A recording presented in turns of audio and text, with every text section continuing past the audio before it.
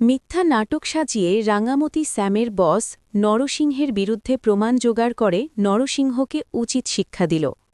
গল্পের শুরুতেই দেখা যাবে রাঙামতিকে যখন স্যামের পাঠানো গুন্ডাগুলো মারতে পারেনি, এই খবরটা যখন স্যাম তার বসকে দেয়, তখন তার বস রেগে যায়।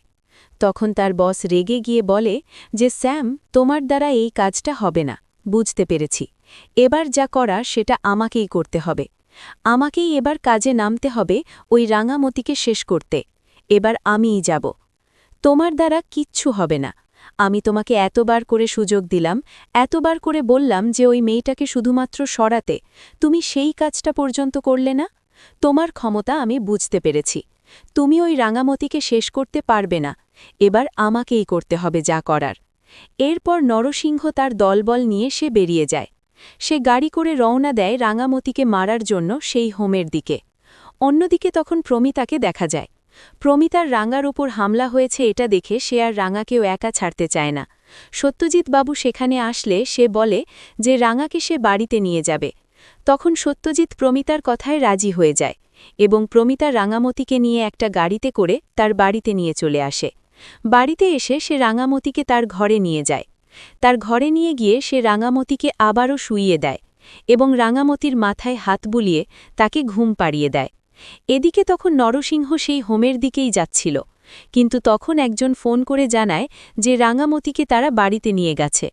তখন সে গাড়িতে ঘুরিয়ে সে রাঙামতির বাড়িতে চলে যায়, আর বাড়িতে গিয়ে সে খুব সাবধানে রাঙামতির ঘরে চলে যায়। রাঙামতিকে যখনই সে গুলি করতে যাবে, ঠিক সেই মুহূর্তেই রাঙামতি জেগে ওঠে।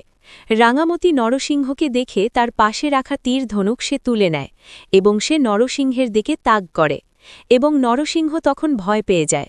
সে কিছু বোঝে ওঠার আগে রাঙামতি তার মুখের ওপর তীর তাক করে।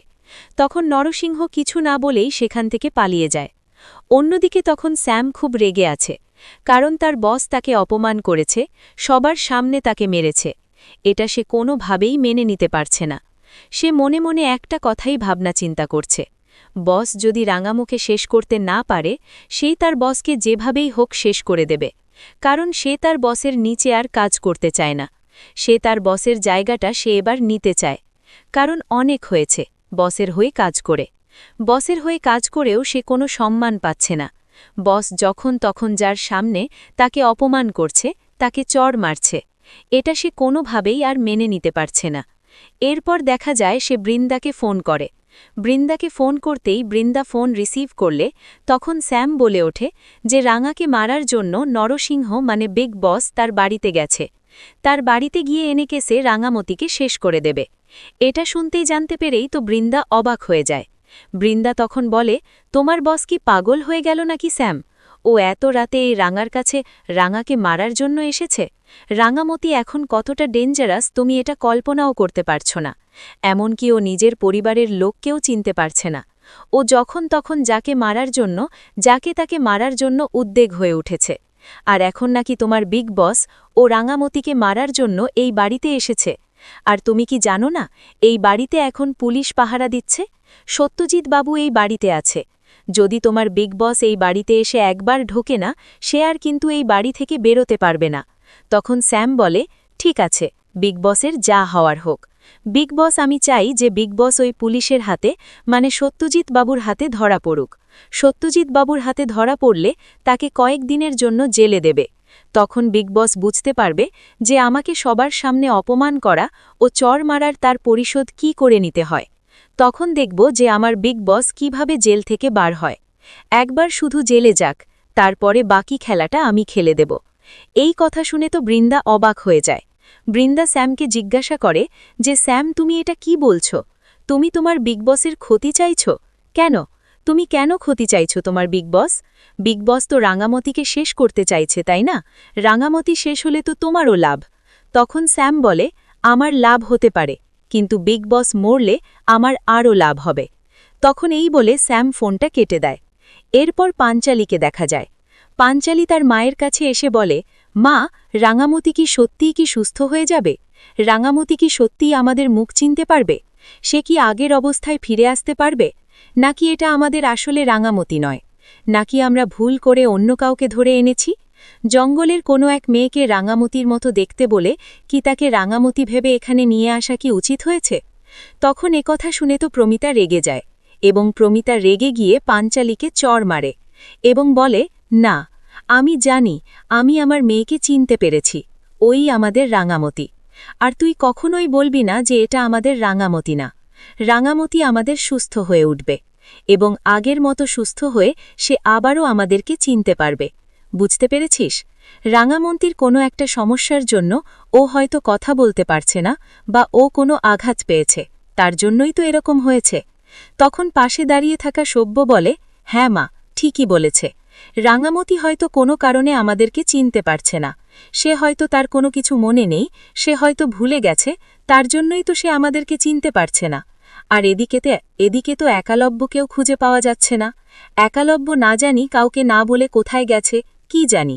সব জায়গায় খোঁজ করে দেখলাম, কিন্তু একালব্যর তো কোনোই খুঁজে পাওয়া যাচ্ছে না। নাকি একালব্যর আবার কোনো বিপদ হলো না তো? একালব্যর তো এমনিতেই শরীরটা ভালো ছিল না, ও অনেক দিন ধরেই প্রেশারের ওষুধটা খাচ্ছিল না ঠিক সময় মতো। মেডিসিনগুলো যেখানে সেখানে পড়ে আছে। মেডিসিনগুলোর তো কোনো পাত্তাই দিচ্ছিল না, কোনো গুরুত্বই দিচ্ছিল না রাঙামতির জন্য। ওর জন্য সবকিছু নিশ্চয় হয়ে গিয়েছিল, কিন্তু রাঙামতি যখন জানতে পেরেছে যে রাঙামতি জীবিত আছে, তখন এটা থেকে তো আর নিজেকে সে ধরে রাখতে পারেনি। আচ্ছা, এরকম তো হয়নি যে একালব্য রাঙাকে খোঁজার জন্য সে একা একাই ওই জঙ্গলে চলে গেছে, আর ওই জঙ্গলে গিয়ে সে নিজেকে হারিয়ে ফেলেছে, পথটা ভুলে গেছে। এরকমও তো হতে পারে যে রাঙামতি খোঁজার জন্য সে চলে গেছে, কারণ তাকে তো নিয়ে যাওয়া হয়নি। সে তো বারবার বলেছিল সে জঙ্গলে যাবে, সে রাঙামতির সাথে দেখা করবে, কিন্তু তাকে তো নিয়ে যাওয়া হয়নি, তাই না? অন্যদিকে ঠিক সেই মুহূর্তে দেখা যায় গভীর জঙ্গলে এক জায়গায় পড়ে আছে একালব্য। একালব্যর কোনো হুঁশ নেই, কারণ সে হাঁটতে হাঁটতে বেহুশ হয়ে পড়ে গেছিল। সে কখন যে রাত থেকে দিন হয়ে গেছে সে বুঝতেই পারছে না। হঠাৎ তার ঘুম থেকে ভাঙতেই সে অবাক হয়ে যায়। সে ভাবতে লাগে যে সে এখানে কি করে আসলো। সেই মুহূর্তে তার মনে পড়ে যায় যে সে রাঙামতিকে খোঁজার জন্যই সে জঙ্গলে এসেছিল। সে আবারও রাঙামতিকে খোঁজার জন্য আবারও চলতে শুরু করে। কিছু দূর এগিয়ে গিয়ে একালব্য দেখতে পায় যে এক কূটের মধ্যে কিছু লোকজন বসে আছে, কিছু আদিবাসী লোকজন। তখন এটা দেখে তো একালব্য খুব অবাক হয়ে পড়ে যে এই জঙ্গলের মধ্যে এখানে আদিবাসী লোকজন আছে, তারা কি আবার তার ওপর হামলা করবে না তো? সে তার পুরনো কথাগুলো ভাবতে থাকে। যখন আদিবাসীরা তাকে ও রাঙাকে ধরে নিয়েছিল, তারা ধরে তাদেরকে বলে দেওয়ার চেষ্টা করেছিল, কিন্তু রাঙামতির বুদ্ধিমতার কারণে তারা জীবিত সেখান থেকে বাড়িতে ফিরেছিল। এখন তো তার সাথে রাঙামতি নেই, তাহলে কি করে সে এখন পারবে ওই আদিবাসীদের সাথে লড়াই করতে, আদিবাসীদেরকে হারাতে? সে এটা নিয়ে খুব চিন্তিত হয়ে পড়ে। সে বুঝতে পারছে না কি করবে। ঠিক সেই সময় দেখা যায় যে রাঙামতির মতো দেখতে এক সন্ন্যাসিনী তার দিকেই এগিয়ে আসছে। সে তাকে দেখতে পেয়েই এগিয়ে আসছে। তখন তো সেই সন্ন্যাসিনীকে দেখে একালব্য অবাক হয়ে তাকিয়ে থাকে। সে মনে করছে এটা কি তার রাঙামতি, নাকি অন্য কেউ, নাকি সে ভুল দেখছে।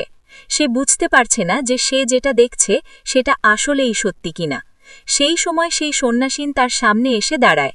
তার সামনে এসে জিজ্ঞাসা করে যে সে এই গভীর জঙ্গলে এখানে কি করছে, সে কি তাদেরকে ক্ষতি করার জন্য এখানে এসেছে? তখন একালব্য অবাক হয়ে বলে, না, আমি এখানে ক্ষতি করতে আসিনি। আমি তো এসেছি আমার রাঙামতিকে খোঁজার জন্য, আমার রাঙামতিকে আমার সাথে নিয়ে যাওয়ার জন্য। তখন একথা শুনে তো সেই সন্ন্যাসিনী অবাক হয়ে যায় এবং বলে যে এখানে কোনো রাঙামতির মতো কেউ নেই, আর এখান থেকে তুমি চলে যাও। এখানে থাকলে তুমি সমস্যা হতে পারে, ওই আদিবাসী লোকজন তোমার উপর হামলা করতে পারে। তাই তুমি যদি নিজেকে বাঁচাতে চাও তাহলে তুমি এখান থেকে চলে যাও, নইলে কিন্তু খুব খারাপ হবে। তখন একালব্য তো ভয় পেয়ে যায়, কিন্তু একালব্য তখন দৃঢ় কণ্ঠে বলে ওঠে, না, সে এই জঙ্গল ছেড়ে যাবে না। সে বলে, আমি এই জঙ্গল ছেড়ে যেতে পারবো না। আমি রাঙামতিকে সাথে নিয়ে এই বাড়িতে ফিরব, কারণ আমি জানতে পেরেছি যে এই জঙ্গলের মধ্যেই আছে আমার রাঙামতি, এই জঙ্গলের মধ্যেই আছে আমার রাঙামতি। আমি তাকে ছাড়া বাড়িতে ফিরতে পারবো না।